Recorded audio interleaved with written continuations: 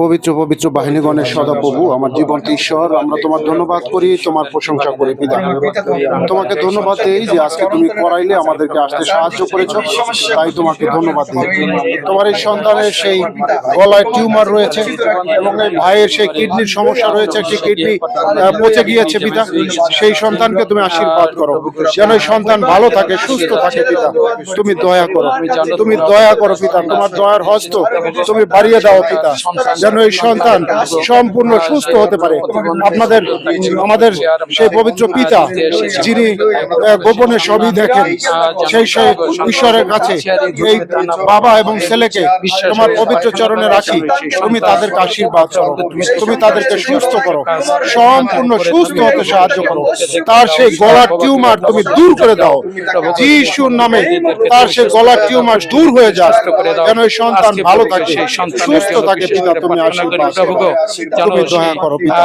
তার হাত পায়ে শক্তি বাড়িয়ে দাও পিতা, তার বাবারও শক্তি বাড়িয়ে দাও, তাদের ইনকাম সোর্স বাড়িয়ে দাও পিতা, যেন তারা সুন্দরভাবে তাদের পরিবার নিয়ে তারা চলতে পারে। তুমি আশীর্বাদ ছোট্ট সন্তান যেন তুমি তাদের সঙ্গে থাকো, সঙ্গে চলো। এই প্রার্থনা চাই খুশি হতো পুনর্থিত প্রভু যীশু খ্রিস্টের নামে, আমেন। আরেকটিবার এই পরিবারকে তোমার হস্তে রাখি পিতা, তুমি আশীর্বাদ করো, অনুগ্রহ করো, দয়া করো। এই করিম ভাইকে তোমার হস্তে রাখি, তুমি তাকে আশীর্বাদ করো। তুমি জানো, শুনতে পেরেছো প্রভু গো, যে তার একটি কিডনি সমস্যা। আমাদের তেমন কোনো শক্তি নাই, আমাদের তেমন কোনো গুণ নাই, আমাদের তেমন কোনো যোগ্যতা নাই, আমাদের তেমন কিছু নাই প্রভু, কিন্তু আমাদের একটি নাম আছে, যে যীশু খ্রিস্টের নামে এই সন্তানকে তুমি আশীর্বাদ করো। তার মাথা থেকে পা পর্যন্ত যে সমস্যা আছে, পিতা পুত্র পবিত্র আত্মার নামে তোমার কুশের রক্তে তুমি তাকে শুচি করো, পবিত্র করো প্রভু গো, যেন এই সন্তান তোমার সাক্ষ্য বহন করতে পারে। তুমি সেভাবে আশীর্বাদ করো পিতা। প্রভু গো, আমি তোমাকে ধন্যবাদ দেই, তুমি সেই ভালোবাসার দান হিসাবে এই ছোট সন্তান তুমি তাকে দিয়েছো করিম ভাইকে, 3টি সন্তান। এই সন্তানদেরকে তুমি আশীর্বাদ করো প্রভু গো। এই জন্ম থেকে সে পঙ্গু প্রভু গো, কিসের উছিলায় আমরা জানি না, কিন্তু তুমি জানো।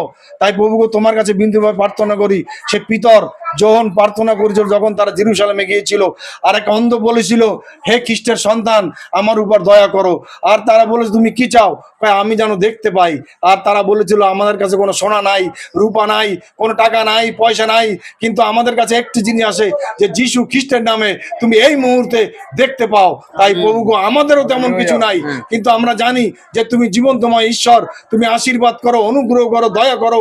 এই ছোট শিশুকে তার পা এবং গলাকে তুমি সুস্থতা দান করো, যেন সে হাঁটতে পারে। তুমি সেইভাবে তৌফিক দাও প্রভু গো। আমরা তোমার সুস্থতা দেখতে চাই, তোমার আশীর্বাদ দেখতে চাই, তোমার অনুগ্রহ আমরা দেখতে চাই প্রভু গো। তাই তোমার কাছে এই পরিবারকে রাখি আরেকটি বার, এবং আমরা যে কটি ভাই এখানে আসছি, তুমি আমাদের সবাইকে আশীর্বাদ করো।